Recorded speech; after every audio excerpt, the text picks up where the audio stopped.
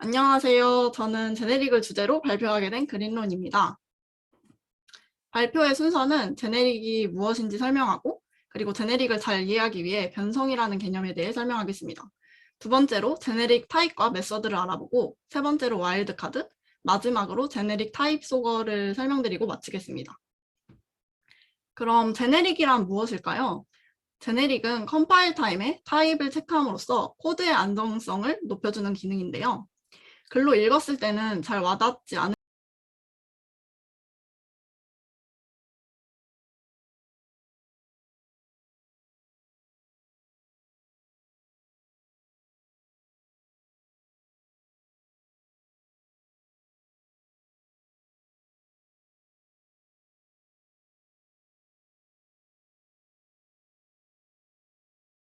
않을 수 있을 것 같아요. 그런데 사실 저희는 이를 항상 사용하고 있습니다. 설명에 앞서서 용어에 대해 짚고 넘어가면 여기서 리스트 안에 있는 저 t를 타입 매개 변수라고 부르고, 여기에 만약 스트링이라는 타입이 대입되게 되면 이를 매개 변수화된 타입이라고 부릅니다. 먼저 제네릭을 왜 사용하는지에 대해 살펴보면 좋을 것 같아요. 첫 번째 장점은 컴파일 타임에 강력한 타입 검사를 할 수 있다는 점입니다. 제네릭을 사용하지 않았을 경우를 보겠습니다. 이름에서도 알 수 있듯이 스트링 타입만 넣어야 할 것 같은 리스트에 숫자를 넣어 보았습니다. 이는 실행시키기 전에는 아무런 문제가 없지만 실행을 시켜 꺼낼 때 스트링 타입으로 캐스팅을 하면 문제가 생기게 됩니다. 반면 제네릭을 사용한 경우 리스트의 타입 매개 변수를 스트링으로 지정하면 스트링 타입을 넣어야 한다는 것을 컴파일러가 알게 됩니다. 따라서 저희가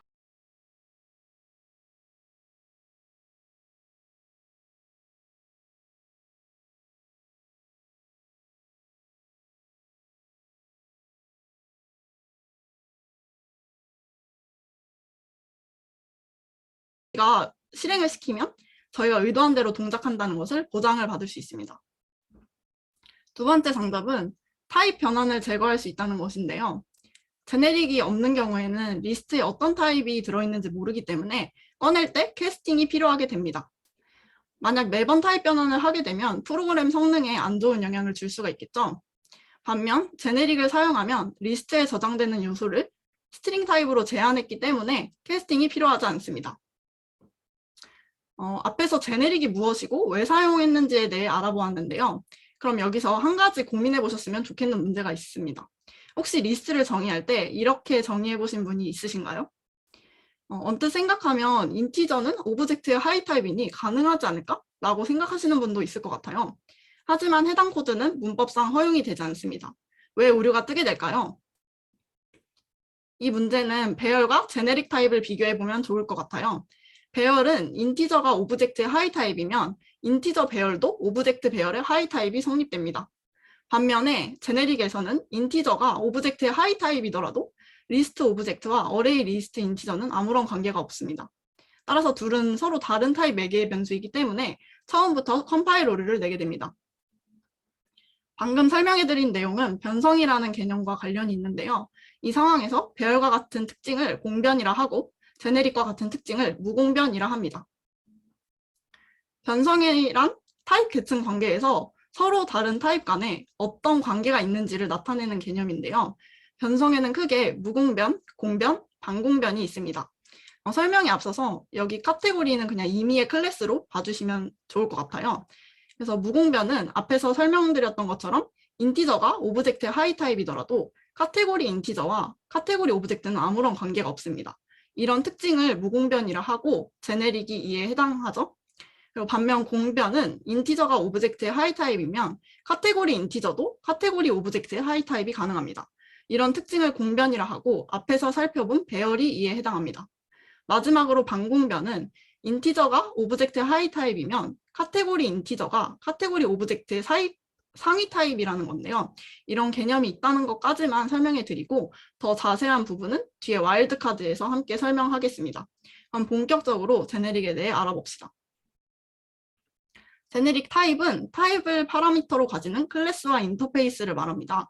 왼쪽에 제네릭 타입을 사용하지 않는 클래스를 제네릭 타입으로 바꾸어 보았습니다. 제네릭 타입은 클래스 또는 인터페이스에 화살 가로가 붙고 그 사이에 타입 매개 변수가 위치하는 형태입니다.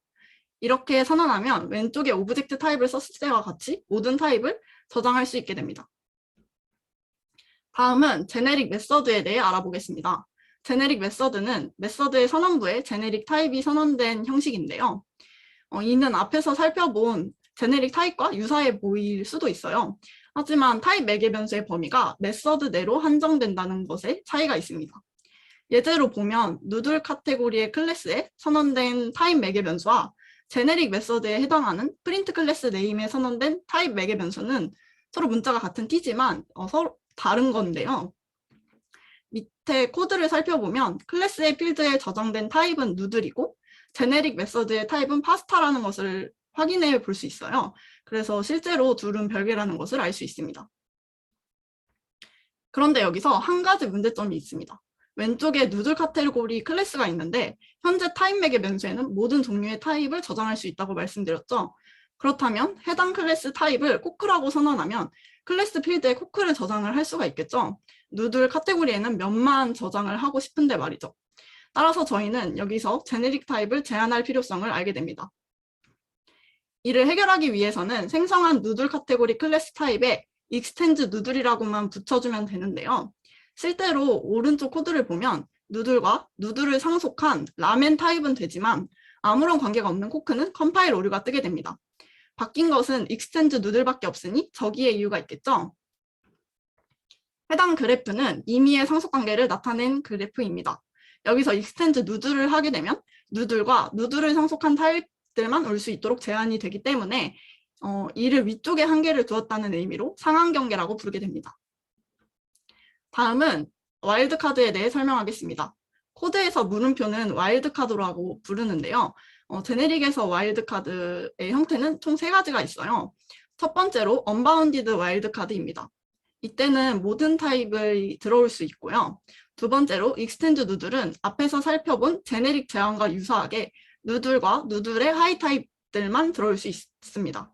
그리고 세 번째로 슈퍼는 새롭게 나온 키워드죠. 이는 익스텐즈와 반대로 생각해 주시면 편할 것 같아요. 즉 익스텐즈가 상한 경계라면 슈퍼는 아래의 경계를 둔 하한 경계입니다. 앞에서 변성에 대해서 잠깐 설명해 드렸는데요. 여기서 익스텐즈를 통해 공변을 그리고 슈퍼로 반공변의 기능을 수행할 수 있도록 해줍니다. 그럼 예제를 통해 더 설명하겠습니다. 간단한 상황을 가정을 해보았는데요. 여기서 오른쪽에 카테고리 헬퍼 클래스의 팝 누들 메서드부터 설명드리겠습니다. 여기서 카테고리 타입 매개 변수를 누들 타입으로 상한 제한을 하였는데요. 이렇게 하게 되면 최상위 타입이 누들만 들어오기 때문에 해당 타입을 안전하게 가지고 올 수가 있습니다. 그런데 만약 이 메서드에서 저장을 하려고 하면 어떻게 될까요? 만약 카테고리의 매개 변수화된 타입이 파스타라면 셋 메서드에 상위 타입인 누들이 들어올지 아니면 파스타가 들어올지 알 수가 없습니다. 즉 하위 타입에 상위 타입을 대입할 위험이 있는 것이죠. 따라서 이는 컴파일 오류가 뜨게 됩니다. 두 번째로 푸시 누들 메서드를 보겠습니다. 여기서 카테고리 매개 변수를 누들 타입으로 하한 제한을 하였는데요. 카테고리의 매개 변수화된 타입이 누들이거나 누들의 상위 타입들만 올 수 있기 때문에 안전하게 객체를 저장할 수 있게 됩니다. 그런데 이 메서드에서 값을 꺼내서 누들로 변환하면 어떻게 될까요? 누들보다 상위 타입이 꺼내질 수도 있기 때문에 해당 작업도 컴파일 오류가 나게 됩니다. 앞에 상황을 설명드렸지만 언제 와일드카드에 상한 제한을 해야 하고 하한 제한을 해야 하는지에 대해 헷갈리실 수도 있을 것 같아요. 저도 공부하면서 이에 대한 기준을 잡기가 정말 어려웠는데요. 이에 대해 이펙티브 자바에서는 팩스라는 공식으로 설명을 하고 있습니다. 팩스는 생성을 하는 곳에서는 익스텐즈를 쓰고 소비를 하는 곳에서는 슈퍼를 사용하라는 공식입니다. 위 코드에서 push all 메서드는 상한 제한을 하였는데요. 앞에서 설명드렸듯이 상한 제한을 하면 타입을 안전하게 가지고 올 수가 있습니다. 따라서 안전하게 값을 가지고 와서 이를 인스턴스 리스트에 넣어 원소를 생성해주고 있죠. 이렇게 무언가를 생성하는 경우에는 익스텐즈를 사용하는 것이 적절합니다. 반면에 앞에서 슈퍼는 하한 경계이기 때문에 안전하게 값을 저장할 수 있다고 설명했습니다. 즉 인스턴스 리스트에 원소를 소비를 해서 박스에 원소를 추가하고 있기 때문에 이렇게 소비를 하는 곳에서는 슈퍼가 적절합니다. 사실 지금까지 알아본 제네릭은 컴파일 타임에 타입을 검사하고 런타임에는 타입을 소거해서 해당 정보를 알 수가 없는데요. 이러한 까닭은 제네릭이 자바 5에서 등장했기 때문입니다. 그렇다 보니 기존의 코드들도 돌아갈 수 있도록 하기 위해 타입 소거라는 개념을 도입했습니다. 타입 소거는 타입 매개 변수에 경계가 없는 경우에는 오브젝트로, 경계가 있는 경우에는 경계 타입으로 타입 파라미터를 변경하는데요. 코드를 살펴보면 먼저 경계가 없는 제네릭 타입은 타입 소거를 하게 되면 오른쪽처럼 오브젝트로 치환하고, 제네릭 타입이 익스텐드 누들처럼 경계가 있는 경우에는 최상위인 누들로 치환합니다. 두 번째로 타입 안전성을 유지하기 위해 필요한 경우에는 타입 변환을 추가하고, 마지막으로 제네릭 타입을 상속받은 클래스의 다양성을 유지하기 위해 브릿지 메서드라는 것을 생성해 주기도 합니다. 네, 제가 참고한 자료이고요. 여기까지 제네릭에 대해 알아보았습니다. 감사합니다.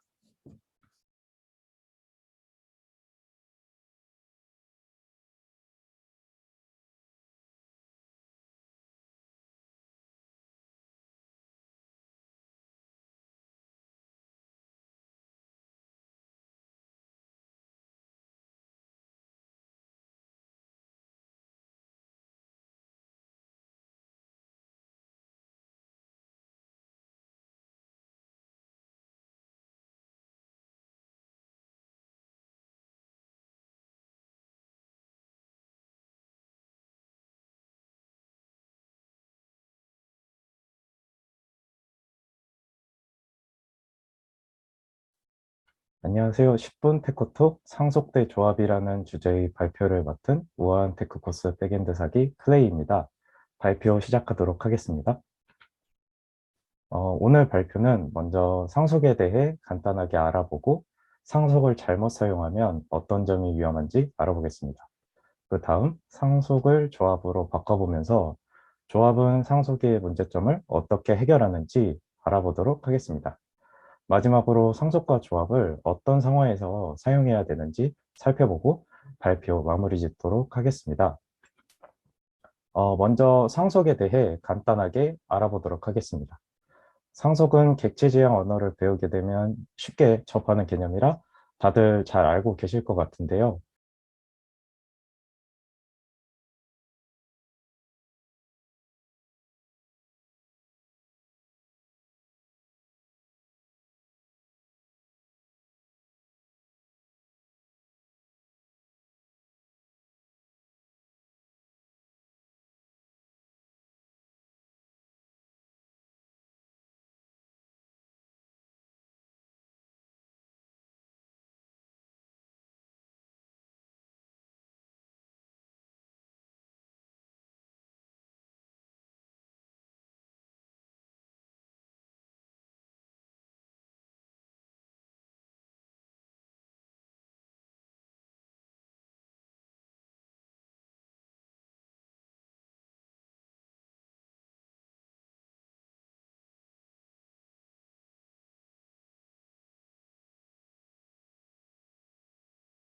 상속은 기존에 정의되어 있는 클래스의 필드와 메서드를 물려받아 새로운 클래스를 생성하는 기법입니다.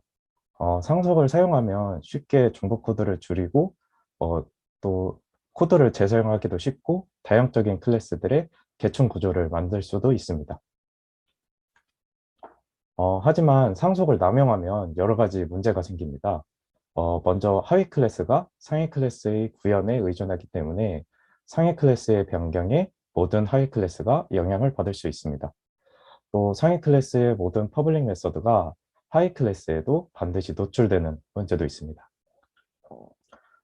그러면 구체적인 예시 상황을 한번 만들어 보겠습니다. 먼저 취약한 기반 클래스 문제를 예시 코드로 만들어 보겠습니다. 저는 로또 번호 배열을 가지는 로또 클래스를 만들었습니다. 그 다음에 당첨 로또 번호 클래스를 만들려고 합니다.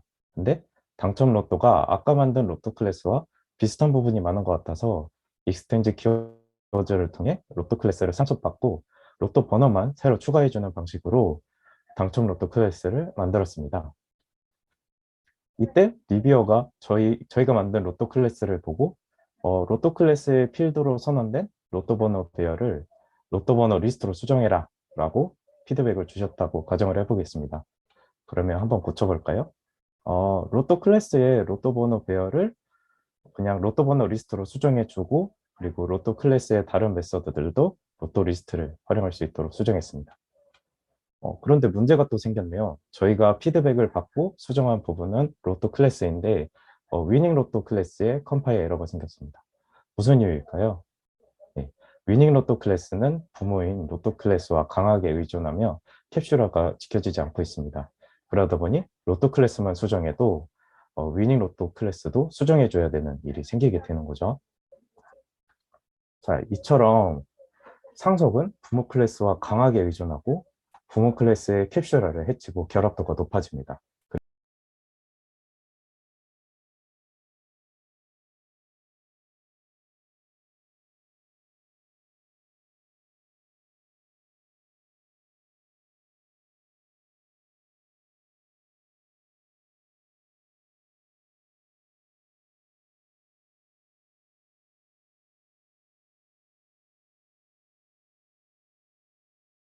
그래서 부모 클래스의 구현을 변경하면 많은 자식 클래스를 모두 변경해줘야 하는 상황이 발생할 수도 있습니다. 자, 이번에는 불필요한 메소드도 상속받는 예시를 만들어 보겠습니다. 이번엔 자바 API에서 지원하는 스택 클래스를 예시로 가져와 봤는데요. 이 스택 클래스는 벡터라는 클래스를 상속받고 있습니다. 저는 문자열을 저장하는 스택을 선언하고 스택에서 지원하는 메소드로 세 가지 문자열을 넣어줬습니다. 이제 스택에서 문자열 하나를 꺼내면 마지막에 넣은 문자열이 반환될 것이라고 예상할 수 있겠죠? 그러나 실제 실행 결과는 예상과는 다르게 두 번째에 넣은 문자열이 반환된 것으로 나왔습니다. 왜 그럴까요? 어, 세 번째 문자열을 스택에 집어넣는 add 메서드가 범인이었습니다. 이 add 메서드는 저희가 알고 있는 스택의 규칙을 따르지 않습니다. 원래 스택은 반드시 나중에 들어온 원소부터 먼저 반환되어야 하는 규칙이 있는데 add 메서드는 순서에 상관없이 특정 인덱스에 원소를 추가할 수 있게 허용하고 있습니다. 그렇다면 이런 메서드를 지원하는 건 위험하지 않을까요? 왜 스택의 규칙을 망가뜨리는 메서드를 스택에서 퍼블릭으로 지원하고 있을까요? 네, 답은 벡터에 있습니다. 벡터의 add 메서드가 공개되어 있어서 벡터를 상속한 스택은 자신에게 필요하지 않더라도 어쩔 수 없이 벡터의 add 메서드를 공개할 수밖에 없는 것이죠. 정리하자면 상속은 자식 클래스 입장에서 불필요한 부모 클래스의 퍼블릭 메서드를 어쩔 수 없이 노출하게 됩니다. 특히 아까 본 예시처럼 공개된 부모 클래스의 퍼블릭 메서드가 자식 클래스의 내부 규칙과 맞지 않아도 어쩔 수 없이 공개될 수밖에 없습니다. 그렇다면 조합은 어떤 것을 말할까요? 조합은 전체를 표현하는 클래스가 부분을 표현하는 객체를 포함해서 부분 객체의 코드를 재사용하는 방법입니다.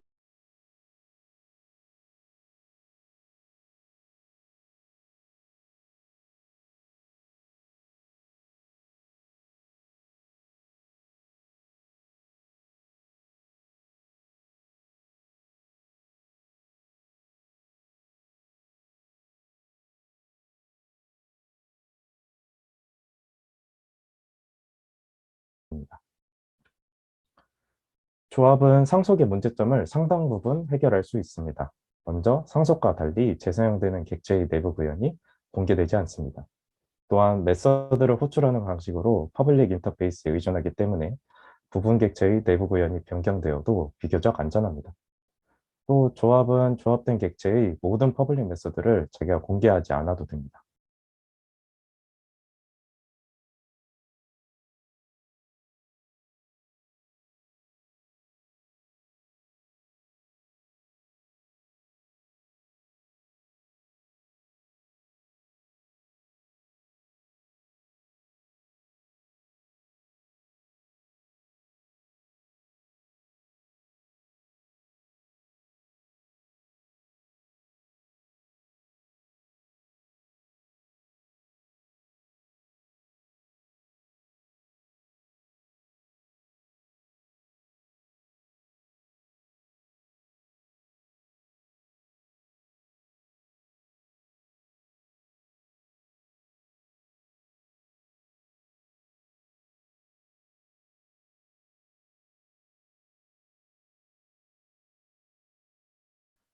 상속 대신 조합을 사용하는 방법은 매우 간단합니다. 먼저 조합하려는 부분 클래스의 인스턴스를 새로운 클래스의 프라이빗 필드로 참조하고 그 인스턴스의 메서드를 호출하는 방식으로 기능을 구현하면 됩니다. 이전에 상속의 문제점을 드러냈던 예시 코드들을 조합으로 바꿔보겠습니다. 먼저 위닝 로또의 문제를 조합으로 바꾸면 어떻게 될까요? 로또를 상속받지 않고 로또를 필드로 추가해줬습니다. 이렇게 수정되면 로또가 배열 형식으로 되어 있던지 아니면 리스트 형식으로 되어 있던지 위닝 로또는 알지 못하죠. 그리고 상속은 부모의 구현에 의존하게 되지만 조합은 부분 객체의 퍼블릭 인터페이스에 의존하게 되므로 부분 객체의 내부 구현이 변경되어도 영향을 받지 않습니다. 다음은 불필요한 메서드가 상속됐던 문제를 조합으로 해결해 보겠습니다. 이번에도 스택의 부모 클래스였던 벡터를 필드로 조합해 보았습니다. 이제 상속과 다르게 벡터의 모든 퍼블릭 메서드를 드러내지 않아도 됩니다. 스택에 필요했던 메서드만 벡터의 퍼블릭 메서드를 호출해서 구현해주면 됩니다. 예시 코드에서는 제가 스택의 푸시와 팝만 두 가지 기능을 벡터의 퍼블릭 메서드와 호출해서 구현하는 방식으로 공개해줬습니다. 이처럼 상속은 위험하니 앞으로 상속을 아예 금지하면 되는 걸까요? 상속을 쓰려 할 때는 그냥 다 조합으로 바꿔버리면 되는 걸까요? 상속을 무조건 사용하지 말라는 건 아닙니다. 다만 상속을 사용하려고 할 때 내가 어떤 이유로 상속을 사용하는지 확실하게 알고 사용해야 한다입니다. 제가 상속에는 코드 재사용 말고도 다른 목적이 있다고 했습니다. 바로 객체들의 계층 구조를 구현하기 위해서도 상속을 사용합니다. 이처럼 다양적인 계층 구조를 위한 상속을 서브 타이핑이라고 하고 단순 코드 재사용을 위한 상속을 서브 클래싱이라고도 합니다. 이 두 가지의 서로 다른 상속의 가장 큰 차이는 부모 클래스의 행동과 자식 클래스의 행동이 서로 호환되는지입니다. 일반적으로 저희가 지금까지 알아본 상속의 문제는 코드를 단순 재사용하려는 서브 클래싱을 했기 때문에 생겼었는데요. 아까 예시로 들었던 벡터와 스택의 경우 클라이언트 입장에서 두 객체에게 기대하는 행동이 서로 다릅니다. 벡터는 저희가 자주 사용하는 어레이 리스트처럼 행동해주길 기대하고 스택은 스택만의 규칙에 맞게 행동하기를 바라죠. 그런데 단순 코드 재사용을 위해서 이렇게 서로 상속을 하다 보면은 서로 다르게 행동하는 객체들이 서로 강하게 결합되고 불필요한 행동도 노출하게 되는 거죠. 즉 이런 잘못된 상속을 예방하기 위해서는 몇 가지 확인해야 될 점이 있습니다. 두 객체가 서로 이지어 관계인지, 그리고 클라이언트 관점에서 두 객체가 동일한 행동을 할 것이라고 기대되는지, 이 두 가지 질문에 모두 예라고 답할 수 있는 경우에만 상속을 고려해야 합니다. 그래서 정리하자면 쉽게 상속과 조합을 어떻게 사용해야 되냐 하면 단순히 코드를 재활용하고 싶고 중복 코드를 없애고 싶다 하면 상속이 아닌 조합을 고려해야 합니다. 하지만 나는 클라이언트 입장에서 동일하게 행동하는 인스턴스를 그룹화하고 싶다, 즉 다양성을 고려하고 싶다라고 하면은 상속 사용하는 것을 고려할 수 있습니다. 네, 제 발표는 여기까지고 들어주셔서 감사합니다.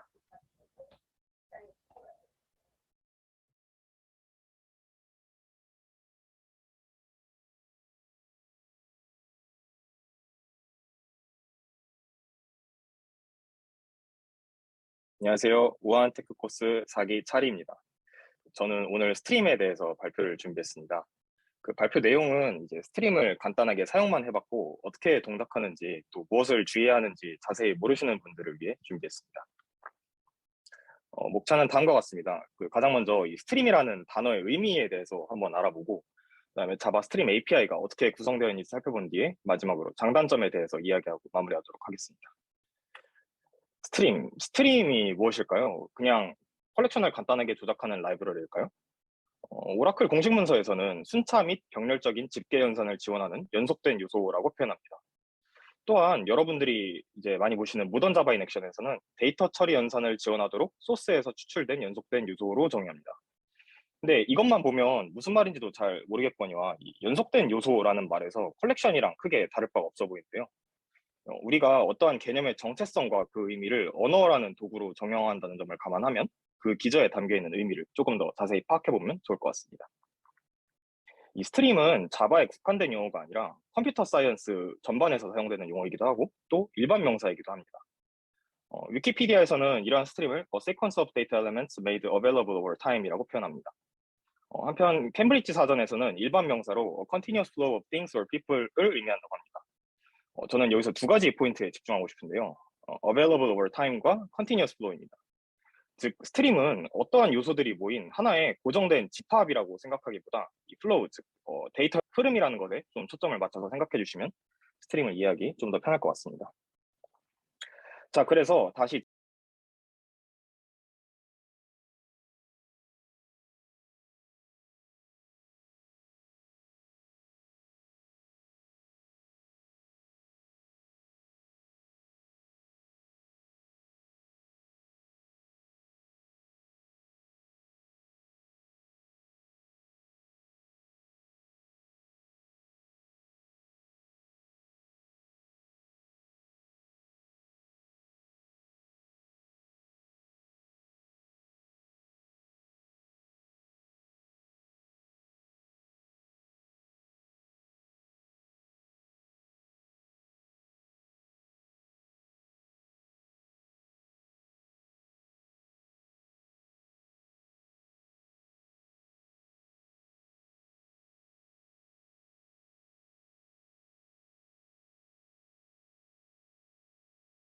자바의 스트림으로 돌아와 보면 이 오라클 공식 문서에서는 스트림 패키지를 요소들의 스트림에 함수형 스타일의 연산을 지원하는 클래스들이라고 묘사합니다.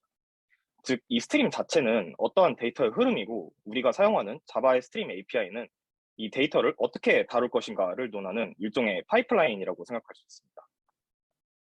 그러면 스트림이 무엇인지는 알았으니까 이제 어떻게 구성되어 있는지도 알아봐야겠죠. 가장 먼저 스트림을 크게 세 파트로 분류하면 생성, 가공, 소비로 분류할 수 있습니다. 먼저 생성을 살펴보면 여러분들도 잘 아시다시피 리스트, 맵과 같은 컬렉션으로부터 생성할 수 있습니다. 하지만 이외에도 배열로부터 생성할 수도 있고 또 파일로부터 생성할 수도 있습니다. 또 컬렉션과 다르게 무한을 만들 수도 있고 별도의 서드파티 라이브러리를 활용할 수도 있습니다. 다음 중간 연산자는 필터, 맵, 리밋 등 소스로부터 얻어낸 값들을 이제 입맛대로 가공하는 역할을 합니다. 이런 중간 연산자의 결과로는 새로운 스트림을 반환하는데 이는 곧 레이지 이밸류에이션을 할 수 있도록 만들어줍니다. 이 스트림에서 레이지 이밸류에이션은 최종 연산이 들어오기 전까지 중간 연산은 실제로 실행되지 않음을 의미합니다. 즉 새로운 스트림 인스턴스를 돌려주기만 할 뿐 어떠한 작업도 하지 않는데요. 이러한 레이지 이밸류에이션이 있기 때문에 루프 퓨전과 쇼트 서킷이라는 테크닉을 활용할 수 있습니다. 루프 퓨전을 설명드리기 위해서 왼쪽과 같이 이제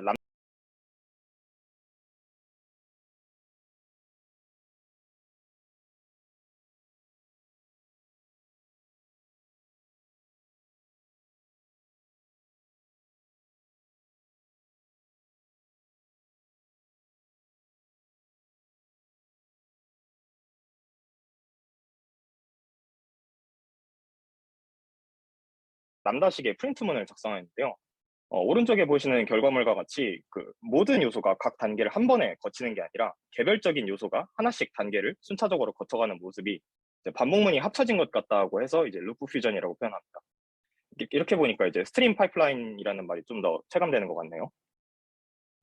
다음 쇼트 서킷은 일련의 논리 연산을 진행할 때 모든 연산을 수행하지 않고 결과가 확실한 경우에 나머지 연산을 수행하지 않는 것을 의미합니다. 즉 지금 코드를 보시면 if 문의식이 5화로 연결되어 있기 때문에 eval 1을 호출하고 그 결과가 true로 반응되면 뒤에는 eval 2는 확인할 필요가 없기 때문에 해당 메소드는 실행되지 않습니다. 스트림에서의 쇼트 서킷 또한 마찬가지입니다. 역시 코드를 보시면 0부터 1000만까지의 범위에 대해서 스트림을 생성했는데 5개로 리밋을 걸게 되면 5개 이후로는 굳이 연산을 할 필요가 없기 때문에 오른쪽과 같이 결과도 5개만 출력되는 부분을 확인할 수 있습니다. 또 중간 연산자는 두 가지로 구분할 수 있는데요. 하나는 stateless, 다른 하나는 stateful입니다. 이 stateless는 특정 행위를 수행할 때 다른 요소에 대해서 독립적으로 처리될 수 있음을 의미합니다. 가령 맵의 경우 맵 연산을 수행하기 위해서는 내가 현재 바라보고 있는 값에만 신경을 쓰면 되겠죠. 근데 반대로 stateful의 경우 선행된 연산에 영향을 받는데요. sorted, distinct와 같은 중간 연산자는 이 중간 연산자가 실행되려면 자기 자신 이외의 값은 무엇이었는지 등에 대해서 특정 상태를 알고 신경을 써야 합니다. 마지막으로 최종 연산자는 결과를 생성하거나 사이드 이펙트를 만들기 위해서 사용됩니다. 여러분들이 자주 사용하시는 컬렉트나 뭐 find any, find first 등이 있습니다. 특히 이 컬렉트의 경우 스트림 패키지 내부에 있는 컬렉터스라는 것을 이용하면 그 활용성이 정말 다양한데요. 근데 이 소비하는 방법에 대해서는 종류가 너무 많고 다양하기 때문에 모두 다루기는 어려울 것 같습니다. 따라서 최종 연산자에서는 두 가지 주의점만 짚고 넘어가겠습니다. 첫째는 최종 연산자가 수행되고 나면 스트림 파이프라인은 소비된 것으로 간주된다는 것입니다. 즉 다시 사용하려면 새로운 스트림을 만들어야 합니다. 화면에 보이는 이제 예시를 보시면 리사이클이라는 메소드를 2번 호출했는데요. 첫 번째 리사이클은 정상적으로 수행되었으나 두 번째 리사이클은 이미 소비되었다는 예외를 던지는 모습을 볼 수 있습니다. 두 번째는 for each와 관련한 내용입니다. for each는 대개 이제 로그나 디버깅을 위한 출력으로만 사용할 것을 권장하고 또 이펙티브 자바에서는 for each가 덜 스트림스럽다라고 이야기합니다.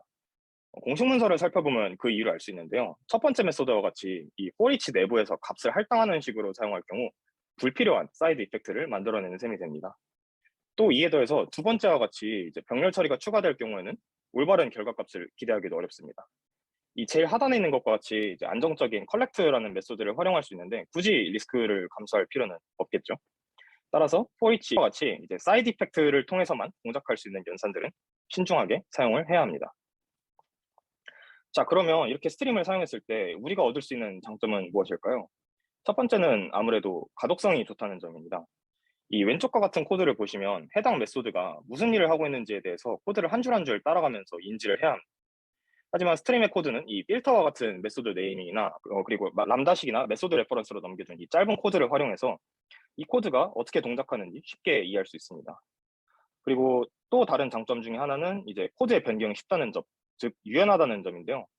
같은 예시에서 만약 문자열을 소문자로 매핑하기 이전에 필터링을 하고 싶었다면 그냥 메소드의 순서만 이렇게 바꾸면 됩니다. 하지만 기존 코드의 경우 코드가 복잡하기 때문에 어느 부분을 손대야 할지 또 손댔을 때 정상적으로 동작할지 기대하기도 쉽지가 않습니다. 또 병렬 처리를 간단하게 해결할 수 있다는 점도 장점 중에 하나입니다. 간단하게 패러렐 스트림 혹은 패러렐이라는 키워드를 붙여주는 것만으로 병렬 처리를 지원하는데요. 이 스트림의 병렬 처리는 내부적으로 포크 조인 프레임워크를 활용합니다. 근데 이러한 병렬성은 앞서 언급드렸던 스테이트리스, 스테이트풀 이외에도 순서를 고려해야 할지 말지에 대한 여부나 병렬 처리에 대한 오버헤드 등 여러 가지 신경 써야 할 것들이 많은데요. 이에 관련한 내부 구현이나 주의사항 등에서 이야기하는 것은 주제를 너무 많이 벗어나기 때문에 여러분들이 따로 찾아보시는 것을 추천드립니다. 하지만 스트림에 마냥 좋은 장점만 있는 것은 아닙니다. 그 대표적인 첫 번째 단점이 바로 컴퓨팅 비용입니다. 스트림은 내부적으로 다양한 조건과 상황에 따라서 연산을 처리하기 때문에 생성하는 데 적지 않은 비용이 발생합니다. 지금 화면에 보이시는 자료는 이펙티브 자바의 공저자인 안젤리카 레인저라는 분이 발표했던 자료 중 일부인데요. 그 기존의 포루프와 스트림에 대해서 성능 비교를 한 자료입니다. 이제 물론 보시는 자료는 극단적인 예시이고 컴파일러 최적화나 원소 타입, 참조 방식 등에 따라서 달라지긴 하지만 스트림 자체가 저렴하다고 볼 수는 없겠죠. 만약 주식 매매와 같이 성능이 코어한 이슈라면 스트림의 사용을 한 번 더 고려해봐야 합니다. 두 번째 단점은 인지에 대한 비용입니다. 이 기존 반복문의 경우 우리가 직접 값을 꺼내와서 사용했고 반대로 스트림을 사용할 경우 스트림 내부에서 연산이 일어나죠. 이를 각각 외부 반복과 내부 반복이라고 표현하는데요. 이 내부 반복이라는 것 자체가 이 GOF 책에서 등장하는 디자인 패턴 중 하나이기도 하고 또 그 자체로 단점으로 보기는 어려운데 문제는 이 코드가 정상적으로 동작하지 않을 경우 내부에서 반복이 어떻게 동작하는지 명확하게 알고 있어야 합니다. 지금 화면에 보이시는 두 코드에는 리밋과 디스팅트의 순서에서 차이가 있는데요. 왼쪽의 코드의 경우에는 무한히 반복하고 오른쪽 코드는 정상적으로 컴플리트가 찍힙니다. 이게 얼핏 보면 큰 차이가 없어 보이지만 왼쪽 코드의 경우 디스팅트 입장에서 반복해서 들어오는 0과 1이라는 두 값은 이미 발견한 적이 있는 값이므로 리밋으로 넘겨주지 않습니다. 하지만 오른쪽의 경우 리밋으로 먼저 개수에 제한이 걸리기 때문에 다음 디스팅트로 넘어갈 수가 있습니다. 제가 앞서 언급드렸던 이 루프 퓨전과 같은 특성을 모른다면 이제 어디서 문제가는지 알 수가 없었겠죠. 특히 이는 또 앞서 말씀드렸던 병렬 처리 시에 더더욱 주의해야 합니다. 지금까지 스트림에 대해서 간략하게 알아보았는데요. 너무 스트림에 대해서 안 좋은 이야기만 한 것 같은데 요즘은 유지보수에 투자하는 비용이 하드웨어 비용보다 더 높기 때문에 메소드가 한 가지 일만 하게 해라와 같은 그런 원칙을 지키면서 적절하게 사용한다면 큰 이점을 얻을 수 있으니 모두 재미있는 자바 코딩 하실 수 있길 바라면서 이만 발표 마치겠습니다. 네, 감사합니다.